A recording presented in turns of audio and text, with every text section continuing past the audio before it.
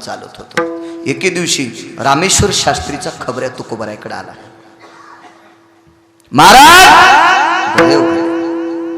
जी ते तुकोबराय होते. जी म्हणे रामेश्वर शास्त्रीने तुमचा गाथा पाण्यात टाकला. दगड बांधायला हेच होता ना दगड बांधायला हेच होता. खालून वरून गाथ्याला दगड बांधायला हेच होता. म्हणे रामेश्वर शास्त्रीने तुमचा गाथा पाण्यात टाकला. तुकोबरायांनी सांगितलं हो टाकला. त्यांच्याविषयी तुमच्या अंतकरणात काही शंका? सतुभाऊ तुकोबरायनं त्या खबऱ्याला सांगितलं ज्याच्या वाणीवर ब्रह्मकन्येचं ब्रह्मकन्येचं अधिष्ठान आहे अशी पवित्र ज्याची वाणी, अशा रामेश्वर शास्त्रीनं अधिकार तत्वावर घेतलेला निर्णय मी खोटा म्हणणं माझ्या जिभेला किडे पडतील. ही तुकोबरायची वाणी. हे ऐकल्याच्या नंतर खबऱ्या रामेश्वर शास्त्रीकडे गेला. माधव महाराज मगर सांगायचे त्याचे मायबाप मेल्यावर पण रडा नव्हता. तुकोबरायचं शुद्धांतकरण पाहिल्याच्या नंतर तो खबरी रडत रामेश्वर शास्त्रीकडे गेला आणि रामेश्वर शास्त्रीला सांगितलं, शास्त्री तुकोबरायचा गाथा पाण्यात टाकायचा निर्णय तुम्ही चुकीचा केला. रामेश्वर शास्त्रीच्या डोळ्याला पाणी आलं. सांगितलं अरे हे मला सुद्धा कळालं, पण आता कळालं, वेळ निघून गेली ना, करू काय. त्याच्यावर 13वा दिवस उजाडला आणि गाथा जशाला तसा परत आला.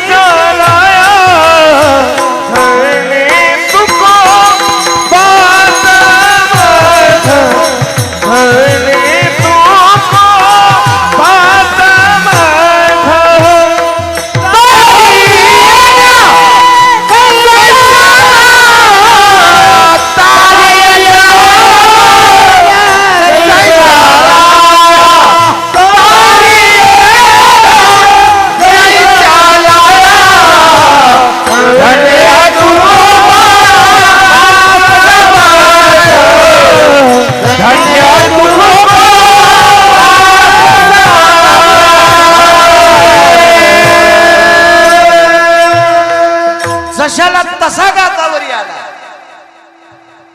4 वाकांचं मत आहे 13 दिवस पाण्यात राहिल्यावर कोरडे कसे राहतील ते तुझा सिद्धांत असेल.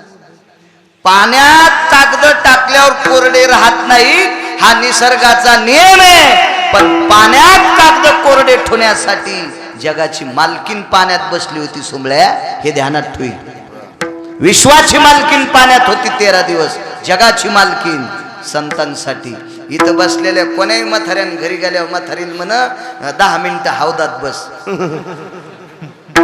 म्हणून माय ते काय गिरगावचा बाळ्या कीर्तनात म्हणला आणि म्हाताऱ्यानं ऐकलं मला रानात बस म्हणतो. माय मी का वघार गिगार हे काय अशा म्हणत्या ना आपल्या. 13 दिवस जगाची मालकीन पाण्यात. कोणाला म्हणायचं जगाची मालकीन? कोणाला भिकारी करायचं आणि कोणाला श्रीमंत करायचं? जिच्या हातात आहे तिला लक्ष्मी म्हणतात. लक्ष्मी लक्ष्मी लय यांना दिल्यानं बी घरी येत नाही बरं ती.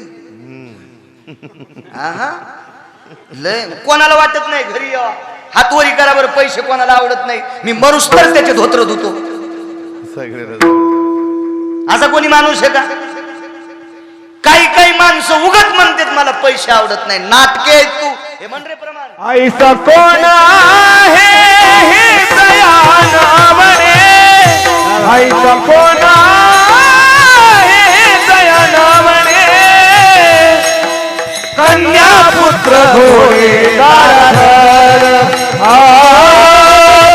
पुत्र घोडे दाराधर. ऐसा कोण ऐसा कोण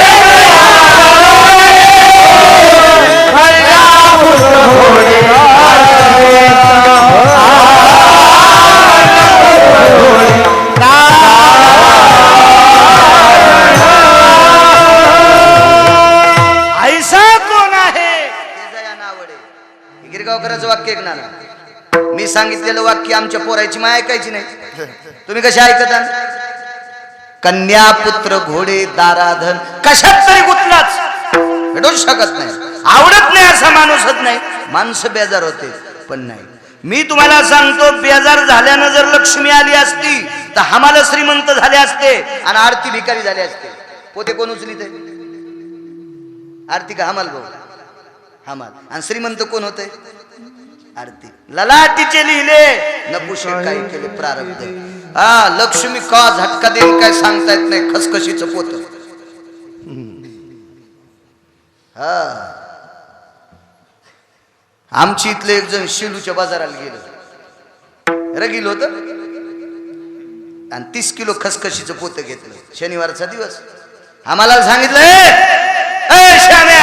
पोत माझ्यासारखा दादा मी महाराज असून इतका रगील म्हणल्यावर ते किती असेल याचा कल्पना करा टाक म्हणे पोत टाक हमाली 4 आणे दादा हमाली देऊन टाका काय सकाळी सकाळी टकटक लावले रे पुढच्या बाजारी देईन ते हमाल होत त्यानं पोतड टाकलं पण दाभण टोचलं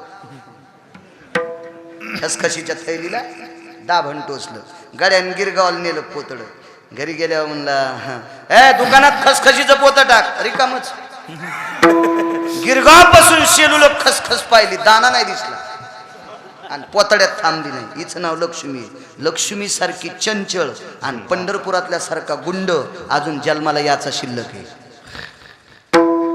एक जण म्हणला महाराज पठ्ठ्यासारखा गुंडच कोणी नाही नंबर 1 चे टाटर चोरणार मीच आहे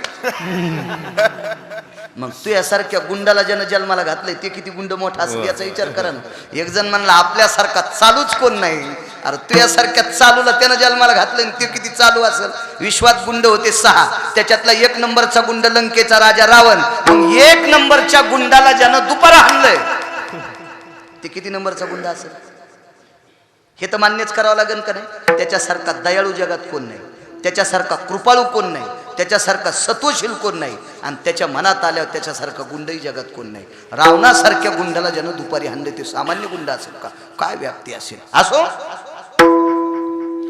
गाथा 13व्या दिवशी जशाल तसा वापस लक्ष्मी ही सगळी जिच्या हातात सत्ता आहे का ती लक्ष्मी 13 दिवस पाण्यात काय व्याप्ती असेल तुकोबरायचं काय भक्तीचं टोक असेल लक्ष्मी 13 दिवस पाण्यात लक्ष्मी दिवस लय बायका स्वयंपाकगार होईल म्हणून सोमवार आधीच सोडतात हो श्रावण महिन्यात मी सोमवार धरीत असतो का बाबा वाकडीला हे नाही पण मग जाचन जेवायचं असं 13व्याच्या कीर्तनाला गेलो म्हणलं घरी सोमवार सोडायला आलो 1:45 वाजले तो सोडून घेतला तिनं म्हणलं कस काय सोडा सगळ्या भाज्या गार होऊ लागल्या आमच्यावर घेतल्यावर तुमची खसखस पिकती नाही का तुम्हाला लय तुकाराम महाराजाच्या कुळातल्या भेटल्या का तुमचे चेहरे पाहिल्यावर कळत आहे किती वर वाढतात तुम्हाला तर आमच्यावर घेतलं की यायला वाटते महाराजाचं सगळं इचकालेलंच आहे का नाही हे नका भार्या जगाची मालकीन 13 दिवस पाण्यात तुकोबरायला एका व्यक्तीने विचारलं का म्हणे रामेश्वर शास्त्रीनं गाथा पाण्यात टाकला तो गाथा जशाल तसा परत आला उद्या जर त्यांना कळालं त्यांनी पुन्हा पाण्यात टाकला तर तुकोबराय म्हणले निमुटपणे देऊन टाकील अंतकरणच निष्पाप न कवडीचं पाप नाही ना अंत करणार अख्खा परिसर तुकोबरायला भेटायला पण रामेश्वर शास्त्री गेले नाही का गेले नाही जावाच वाटत नव्हतं काय घेऊन गेले पुढे ऐका रामेश्वर शास्त्री तुकोबरायची आरती लिहायला बसले तुकोबरायची आरती लिहायला बसले आरती आणि आरती लिहित असताना शेवटचं कडवं लिहित असताना दौतीतली शाही संपली टाक होता दौत होती मशियाम भवे टाकेशु मशी म्हणजे शाही टाक म्हणजे पेन लिहायचा पेन याच पूर्वीच्या काळात असं ते याच्यात बुडून लिहित होते त्या दौतीतली शाही संपली तर रामेश्वर शास्त्रीला इतकं दुःख अनावर झालं तर रामेश्वर शास्त्रीचे पितर स्वर्गातून विचार करीत होते आमचा हयातीतला व्यक्ती इतका कारडतो पितर विचार करायचे पितृदेव रामेश्वर शास्त्री इतका शोक का करत असते अनुष्ठित नावाची देवता पाठिली आणि त्या देवतेनं रामेश्वर शास्त्रीला विचारलं तुम्ही इतकं दुःख का करता जीवनात लोण्यात मध्ये किती जरी शहाण्याबाईनं लोणी धुतलं तर त्याच्यामध्ये खरखर राहते. लोणी काढवा तुम्ही, पातेल्याच्या बुडाला खरखर राहते. किती लोणी धुऊ द्या खरखर आहेच. चंद्राचा प्रकाश किती शीतल असू द्या त्याला डाग आहेच. पण एका तिळा इतकं सुद्धा अंतःकरण पापी नव्हतं, इतकं निष्पाप अंतःकरण तुकोबारायचं. आणि त्या महात्म्याची आरती लिहित असताना शाही संपली याचं दुःख वाटतंय म्हणून रडायलो. काय गैवरून आला असं. परिणाम काय झाला? टाक घेतला आणि मांडीत टोचला. मांडीत स्वतःच्या जन्नुर्जंगा भयोस्थित मांडीत टाक टोचला. त्याच दिवशी रक्त बाहेर आलं आणि ते रक्त टाकाला लावलं. आणि त्या शेवटचं कडवं आरतीचं कोणतं कडवं रे असारा?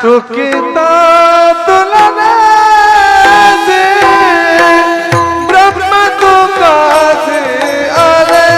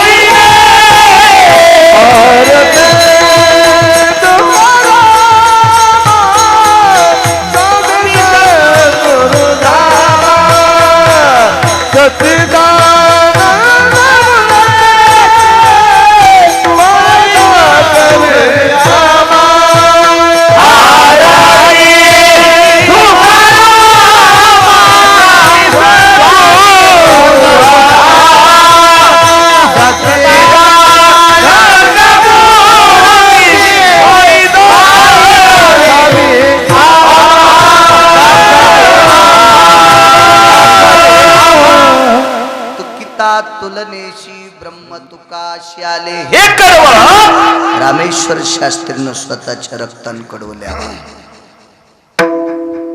सगळ्या लोकांनी विद्वानाने विचारलं, पागल झाले तुम्ही? ज्याने प्राकृत केलं त्याला तुम्ही इतकं डोक्यावर घेतलंय? स्वतःच्या रक्ताने आरती लिहिली, काय त्यांच्याकडे? सगळ्या विद्वानांच्या मुसक्या आवळल्या. सगळ्या विद्वानांच्या कशा मुसक्या आवळल्या? अरे ज्या व्यक्तीचं अंतःकरण नुसतं शुद्ध नाही, नुसतं शुद्ध नाही, आपण ज्याच्या नावानं संध्या करतो का तोच विटेवरचा पांडुरंग तुकाराम महाराज आहे. असं आहे करा सासाराम कडवं एखादं? रामेश्वर भट तुझा रामेश्वर भट तुझा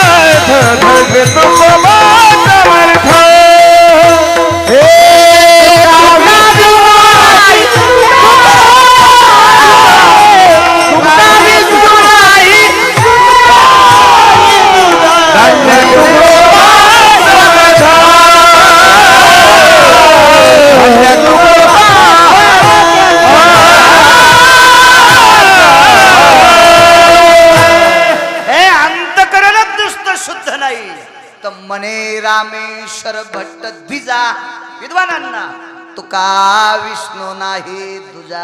प्रत्यक्ष विटेवरचा मालक तुकोबर आहे. गाथा पाण्यात कोणी टाकला? रामेश्वर शास्त्रीनं. आरती कोणी केली? रामेश्वर शास्त्रीनं. मग जी रामेश्वर शास्त्री तुकोबरायचा गाथा पाण्यात टाकतात त्या आरती गणेश बुवा वैर होतं की नाही अंतःकरणात? ते तपासण्यापुरता असो, हडसण्यापुरता असो किंवा टोकाला पोचण्यापुरता असो, पण थोडासा वैराचा गुरळा अंतःकरणात होता. पण हा सगळा वैराचा गुरळा तुकून टाकला आणि तेच रामेश्वर शास्त्री तुकोबरायचे श्रोतावून बसले. पण रामेश्वर शास्त्रीनं वैर करून तुकोबरायचं मित्रत्वच नाही तर शिष्यत्व स्वीकारलं. याच्यासाठी तुकोबरायकडे काय होतं ते पहिलं कडवं. चित्त शुद्ध तरी शत्रु मित्र होती चित्त शुद्ध तरी शत्रु मित्र होती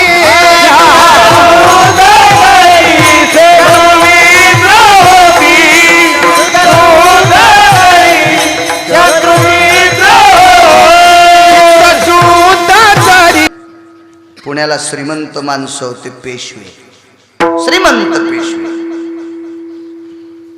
कोणाला श्रीमंत म्हणायचं इथं बी नेमकं गाढ वाढत ना माणसं कोणालाही श्रीमंत त्यांना 400 एकर जमीन सप्त्याल पट्टी बिलकुल देत नाहीत पाकिस्तान्या आणि त्याला श्रीमंत म्हणायला होय नालाय का माणसं कशालाही मानित आहेत कशाला बी असं प्रमाण असा स्वर म्हणल्यावर मानायचं गवळण चालू राधे चल माया गावाला जाऊ आता तुमच्या गावात ही गवळण म्हणल्यावर सकाळी ह्या रस्त्याने राधा कशी येईल येडी एक राधा ह्या रस्त्याने याला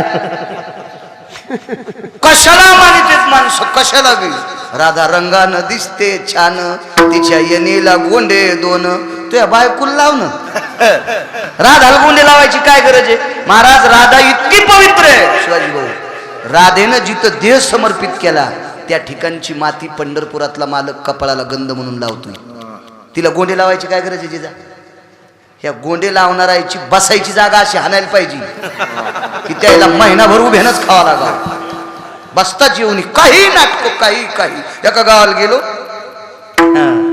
म्हणले इथं भजनाला ताई आल्यात महाराज तुम्हाला ऐकावंच लागेल म्हणलो मी कीर्तन झाल्यावर जेवत असतो आणि मह जेवण झाल्यावर मला पुन्हा सकाळी लांब जायचंय मी जेऊस तर 1-2 अभंग बैठकीतूनच ऐकतो सुरुवातच झाली पार्वती महादेव संन्यासी कसा झाला गणपती ते दुधन भाकरी तो बाहेरच आली बख्खनच अरे म्हणलं चला तुकाराम महाराजाची चुलती आली आपण तिचं दर्शन घेऊ यालाही लोक टाळ्या वाजवते काय नसतो विषय त्याला एकदा काल्याचं कीर्तन चालू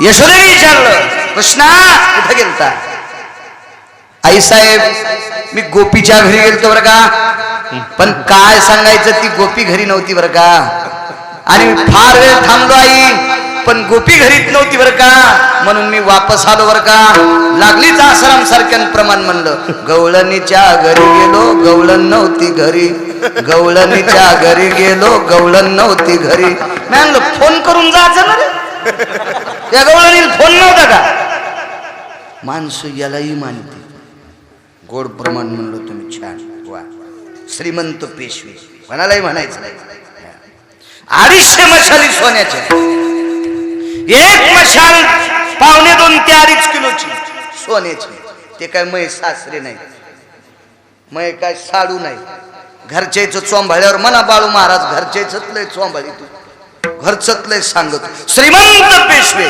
गावरान तुपात मशाली जळायच्या पण नाद लागला चुकीचा गंगाबाई नावाची नृत्यांगना वाड्यावर गायन करण्यासाठी बोलली चित्त शुद्ध तरी या उदाहरण क्रमांक 2 तुकोबरायचा पुरावा ऐकला तुम्ही बघा पुढचा गंगाबाई नावाची नृत्यांगना त्या काळातली प्रख्यात गान सम्राज्ञी मी काही पाहिली नाही मी फक्त वाचली मी अजून कोणत्याच पाहिले नाही फक्त वाचवायचा नाच जास्त गान सम्राज्ञी त्या काळातली नृत्य सम्राज्ञी महान विख्यात होती तिचं वाड्यावर गायन आणि योगायोगानं श्रीमंत पेशव्यांच्या धर्मपत्नी आळंदीला गेल्या आणि आळंदीला एका व्यक्तीची भेट झाली त्या व्यक्तीचं नाव होतं संत शिरोमणी निळोबाराय निळोबारायची भेट झाल्यावर त्या माऊलीनं दर्शन घेतलं प्रणाम महाराज प्रणाम बाळू आवाज महाराज एक विचारू काय 4 महिने चातुर्मास आमच्याकडे करता का तुम्ही आता ते निळोबाराय होते त्याला काही पाकिटाचा संबंध नाही काही संबंध नाही ते अधिकारी लोक होते करू म्हणले तुमच्या देवघरात चातुर्मास काय ते देवघर काय ते वैभव काय ते थाट काय तो अधिकार काय ते नाविन्य श्रीमंती होती, वैभव होतं. निळोबारायांचा काकडा. निळोबारायांचा काकडा सुरू झाल्याच्या नंतर देवघराच्या भिंतीला पाझर फुटत होता असा काकडा. आणि कधी कधी काही काहीचा काकडा असा ऐकायला भेटतोय त्या दुसऱ्या भजनेची आंघोळ होस तरी चौथ्या मालिकेत जातो. म्हणजे बऱ्याच म्हशी पण साखळ्या तोडी त्याचा असा काही काहीचा काकडा. पुरे जन्मे पाप केले तो या जन्मात कोणतं पुण्य. इतक्या जोरात इतक्या जोरात इतक्या जोरात की बघायचंच काम नाही. निळोबारायचा पुरावा आहे. ग्रंथ वाचित असताना ज्ञानेश्वरी ग्रंथ पुराण वेद आणि गायन करीत असताना नवरसाची स्थिती ज्याला आहे त्यानं याच्यात पडलं पाहिजे.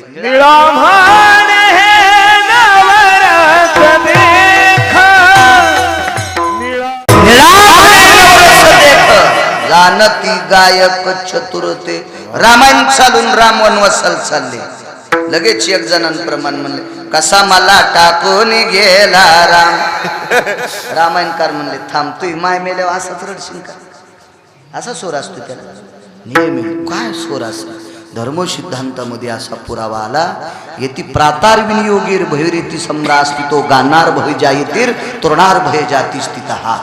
त्या काळातल्या सुज्ञ लोकांनी गायन केलेला काकडा परिसरातलं गवत इतीने वाढत होतं आणि धेनूचं पोट भरत होतं. इतका काकडा गोड, इतका गोड काकडा, इतका.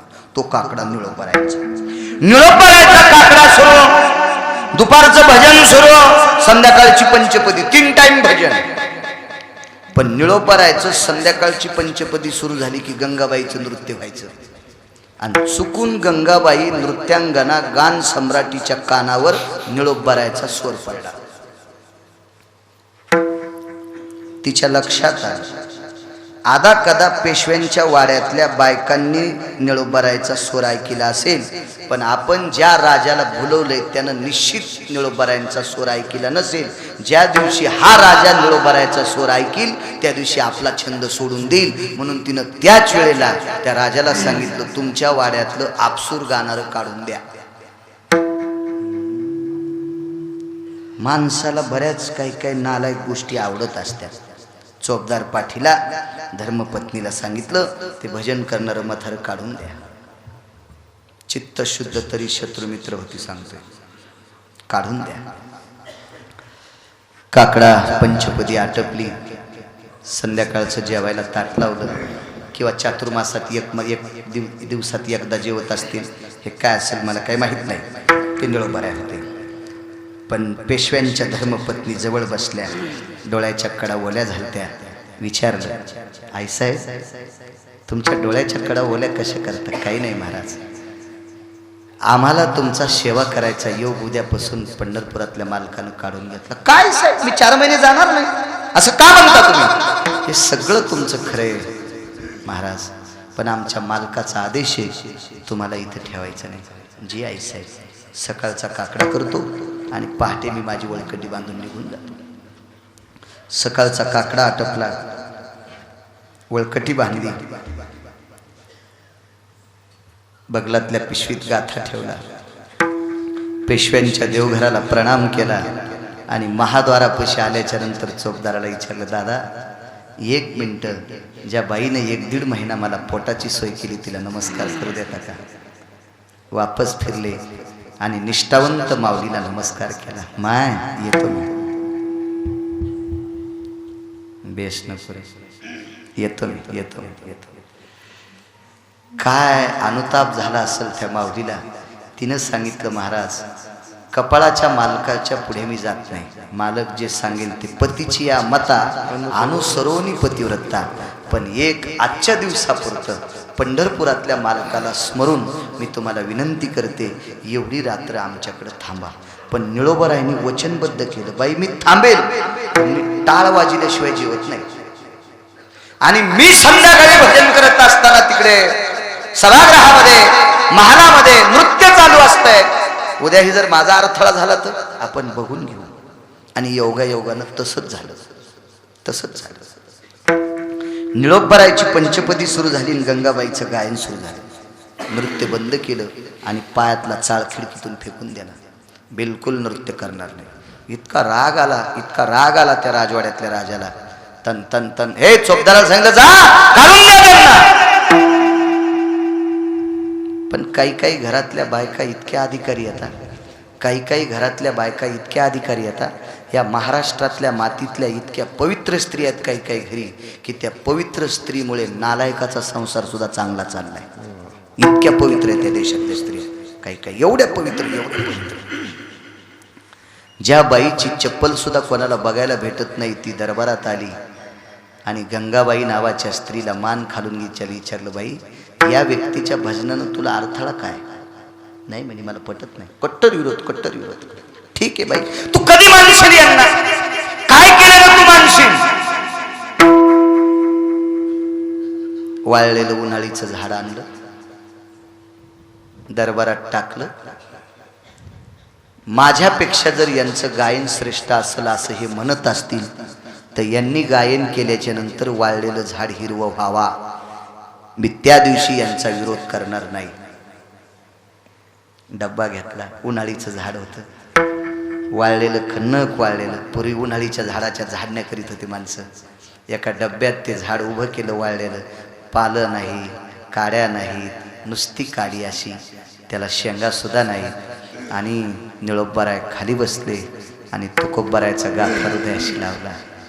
जीवनभर ज्या साधूनं काहीच पाप केलं नाही, जीवनभर ज्या साधूच्या वाणीनं विश्व हरिनामानं ढवळून काढलं, जीवनभर ज्या साधूच्या अंतकरणात तिळाई ती खरखर नाही, अशा साधूचं मी शिष्यत्व केलंय. विटेवरच्या मालकाचा तिरस्कार केला, येथे तुझं लागी बोला गेले कोणी, प्रार्थिल्या वाचून आला शिका, निळा मने आम्ही नोळखोजी देवा, तुक याचा धावा करीत असो. तुक बरा गुरुवर्य, मी पंढरपुरातल्या मालकापेक्षा तुम्हाला मानतोय. तुम्ही टाकलेल्या पावलावर पाऊल टाकून चालतोय. एका तिळा इतका आतापर्यंत काहीच पाप केलं नाही.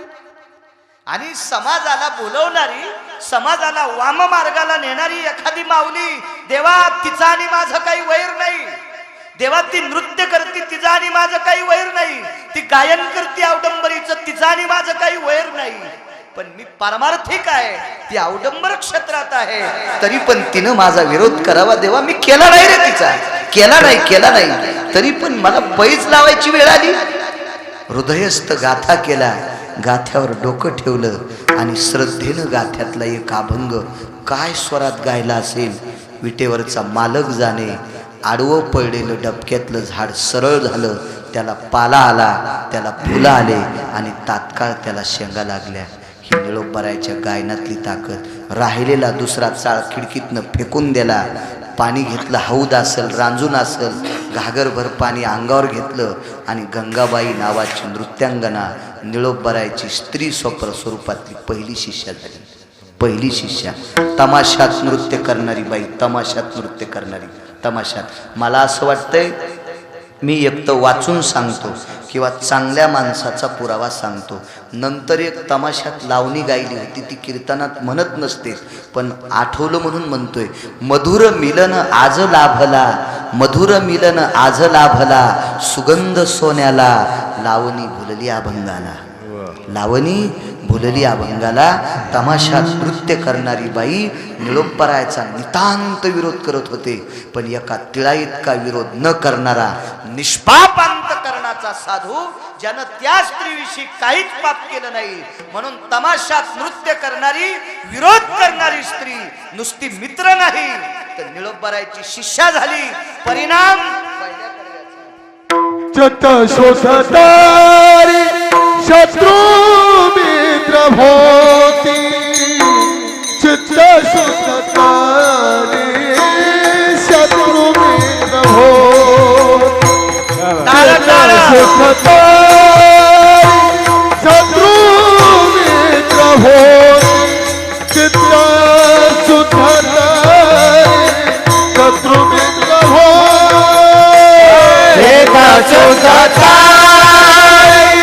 शत्रु मित्र होती, तरी शत्रु मित्र होती, चित्त शत्रु मित्र होती, चित्त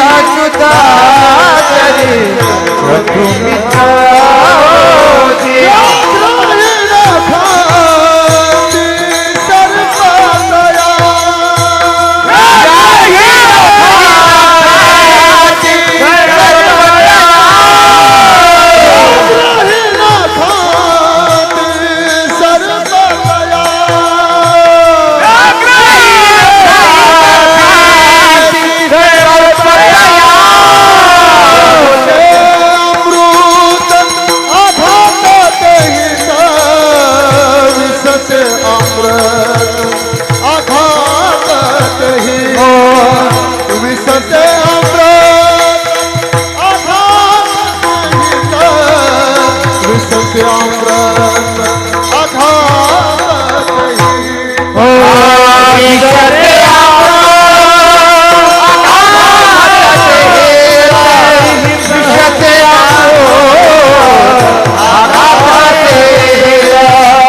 विश्रते अमृत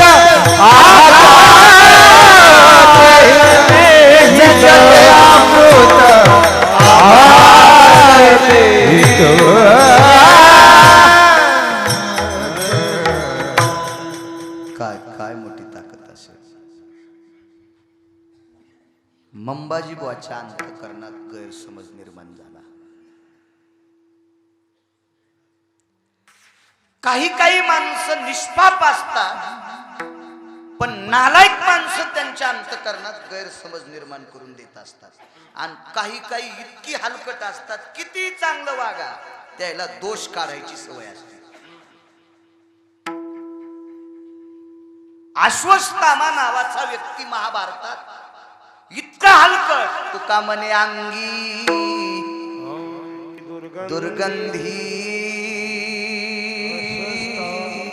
अश्वत्थामा मारी पांडव पुत्र.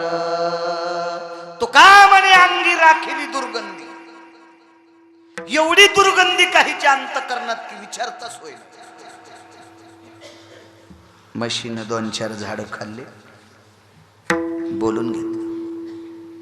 सन सन सन सन सन मंबाजी बुवानं मारलो. एका तिळा इतका काही शब्द नाही. कल्पना करा, सहन करण्याची ताकद किती मोठी असते. ती माणसं पुढे जाऊ शकतात. पुण्याचे आबाजी गुळवे तुकोबारायचे सासरे होते. 1425 गडी होते. जिजा 1425 गडी. हो, मी काय गांजा ओढून नाही आलो. 2-4च बाय आमच्याकडे रात्रंदिवस कामाला. दिवसा कापूस असतात आणि रातच्या काय तुला आणतात का काय. आणि बाजाराच्या दिवशी पैसे मागायला आल्यावर कुठे आहेत दादा, ते आताच शेलूला गेले. त्याचे कुठे तर घरीच आहेत, ते मयात चपला घालून गेले. 1425 गडी. मालकाच्या घरी प्याला भर दूध प्याल्याशिवाय कामाला जात नव्हते. म्हणजे नियमच होता आबाजींचा. जर जिजाबाईनं सांगितलं असतं आबाजींना, माझ्या मालकाला मंबाजीनं मारलंय, तर मंबाजी अशा समुद्रात टाकला असता तर जगातल्या कुठल्याच शास्त्रज्ञाला सापडला नसता. पण नम्रता होती भाऊ लोकांकडे. फार फार चारित्र्य संपन्न लोक होते. दुःख सहन करण्याची ताकद होती. हो, विरोध नव्हता. अत्यंत कोमल अंतःकरण. मारला. घरी जावं तर पत्नीला कळलं. म्हणून दुपारची वेळ इंद्रायणीची वाळू तापली, अंगातली निमस्ती काढली आणि बोटासारखी अशी चरहाटासारखे वळ आलते पाठीवर. गरम वाळून पाठ शेकली तुकोबारायनं. पाठ शेकली. पाठ घातली निमस्ती. घरी आले. पानग वाढण मिठाचा खडा. परिस्थिती किती नाजूक असेल कल्पना करा. एखादं पानग, 1.5 पानग, 2 पानग तुकोबाराय मिठाच्या खड्यासोबत खात होते. त्या दिवशी अर्धच पानग खाल्लं. मालकीने विचारलं, मालक सकाळपासून बाहेर गेला तर जेवायचा मेळ नाही, अर्ध पानग का खाल्लं? आवले, आवडीन बायकोला आवले म्हणायचे. आवडे, आज जरा भूक नाही. याचं कारण सांगू? अख्खं शरीर खणखण करत होतं. एवढं मारलं होतं मंबाजी बुवानं. इतकं मारलं किस्मत नाही त्या मारलं.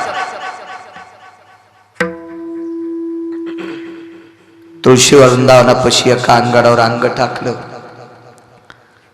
घरातली सगळी जण झोपली. या भारताची स्त्री इतकी पवित्र आहे. उन्हाळ्याचे दिवस, चांदण्याचा प्रकाश आणि तुळशी वृंदावनाकडे पाठ करून झोपलेल्या मालकाची पाठ चांदण्याच्या प्रकाशात पाहिली. अंतःकरण गहिरू राहिलं. देवा, किती निष्पाप माझे मालक. काय अंतकरण माझ्या मालकाचं कोमल, कोण मारलं असते? उठवलं त्याने, झोपलात नाही आवले. मालक मला कळाला असतो मी का जेवला नाही. आवले मंबाजी बुवानं मारले. का मारलं? मसड गेली त्यांच्या शेतात.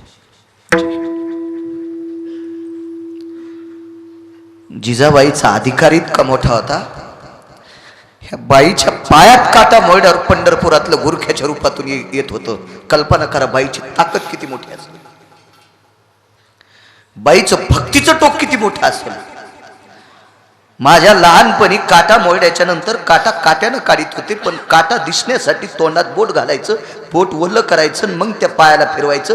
एकदा बोट फिरल्यावर काटा दिसत नसतो, पुन्हा बोट तोंडात घालायचं आणि पुन्हा त्या पायावर फिरवायचं. हे बोट तोंडात ओलं करून पायाला लावित होता जगाचा बाप, पंढरपुरातला मालक. काटा उघडा केला सोत भाऊ, काट्यान काटा नाही काढा.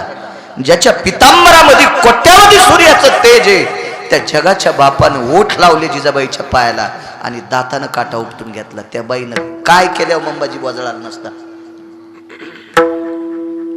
चंद्रकांत बुवा किती किती शकंदात जळाला असता मंबाजी, पण तुकोबरायनं सांगितलं आवले नको नकोय, आवले नकोय, पडा तुम्ही. त्याच रात्रीच्या 1 वाजता मंबाजी बुवाच्या आश्रमात, फार श्रीमंत माणूस, फार श्रीमंत, बलाढ्यशाली, गडगंध श्रीमंती, मान्यता प्राप्त व्यक्ती. शिष्यानं तुकोबरायला पाहिल्याबरोबर अरे बापरे म्हणजे काल मारले, रातच्या आले, काय करते. मंबाजी बुवाला नमस्कार केला असेल नवल नाही, आप्पा शिष्याचेच पाय धरले. काय काम, एकच उपकार करा, ज्या मंबाजीनं माझ्या पाठीत काठ्या मारल्या आता मला त्याचे हात दाबायचे, किती दुखले असतील.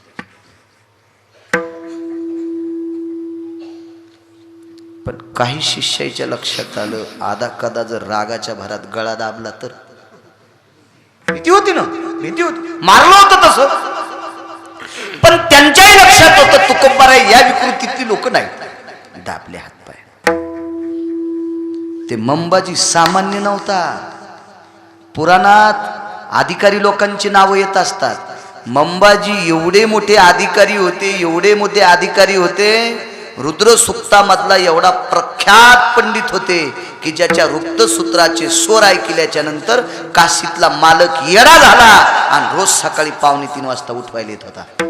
शंख वाजित होते मंबाजीच्या कानात, शंकर शंख वाजित होते, शंख.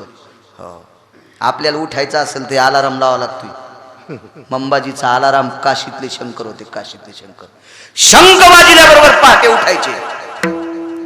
तुकोबरायच्या लक्षात आलं भगवान शिवजी येतील, आपण निघून जावा. शिवजी आले आणि उठिले. उठिल्याबरोबर प्रणाम केला, शिवजी निघून गेले. आणि रात्री जेवढे सांभाळायला होते का नाना, त्याला सांगितलं इकडे या. ए लावदार, आतून कडी लावली, बेतान इकडं आण म्हणलं, बेत इकडं. सांगा रात्री हातपाय कोण दाबले, सांगा कोण दाबले रात्री हातपाय. बंडू बुवा शिष्याला वाटलं नक्की तुकाराम महाराजांनी याच्या फासुल्या मोडल्या. दाबू दाबू ततपप ततपप ततपप ततपप मम चालले. म्हणले बेटा होत, लक्षात घ्या, तुम्ही सांगितलं तरी बी हाणणार चुकल्यावर, आणि नाही सांगितलं तरी हाणणार. त्याच्यापेक्षा मोकाट्या सांगा. निमूटपणे एकानं सांगितलं तुकाराम महाराजांनी तुमचे हातपाय दाबले.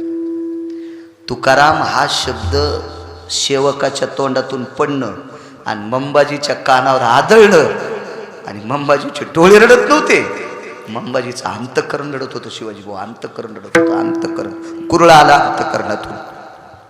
आणि तेवढ्या सकाळी इंद्रायणीचं स्नान न करता, इंद्रायणीचं स्नान करून बाहेर आलेले तुकोबराय बंडू बाबा पाय धरले, मंबाजी भाऊनं पाय धरले, माफ करा. खंटाच्या काठीनं मारणारा मंबाजी निष्पाप अंतःकरणाच्या तुकोबरायच्या सानिध्यात बुटासह दर्शन घेऊन त्यांचं शिष्यत्व पकारलं. पण ताकद कशाची, पहिल्या कडव्याची. चित्त शुद्ध तरी शत्रू मित्र होती, चित्त शुद्ध तरी